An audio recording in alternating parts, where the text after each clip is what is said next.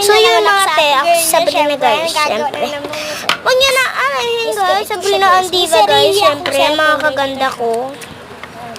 Syempre mga te, reveal na reveal. Reveal na yung cellphone ko guys, syempre, guys, di ko na napapakita yung mga...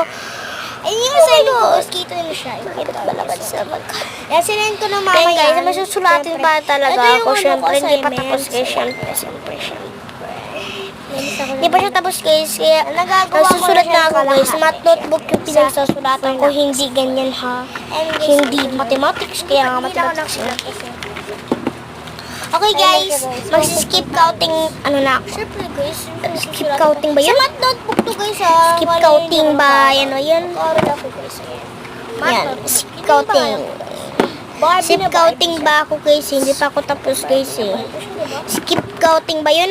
Skip counting by 20 guys. Kaya, sulatin mo natin. Nagbo-voice over lang ako palagi guys, syempre.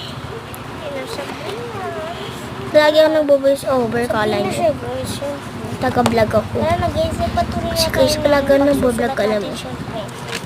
So, mag-vlog pag may ginagawa ko.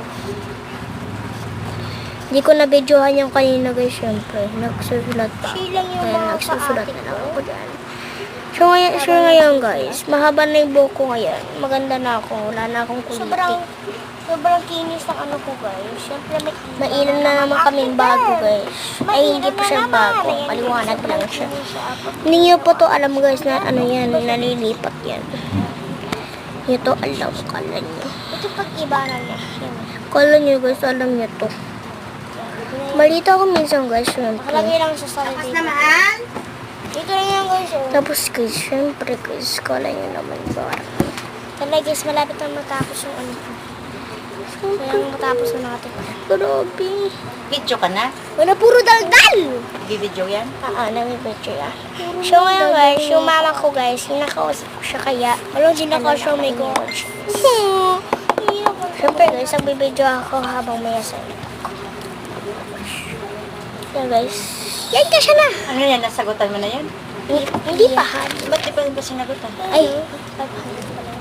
Ayun na ito mami. Sagutan mo. Ayan na. Ito yung ulo dyan guys. Siyempre. Dito unahin o dito?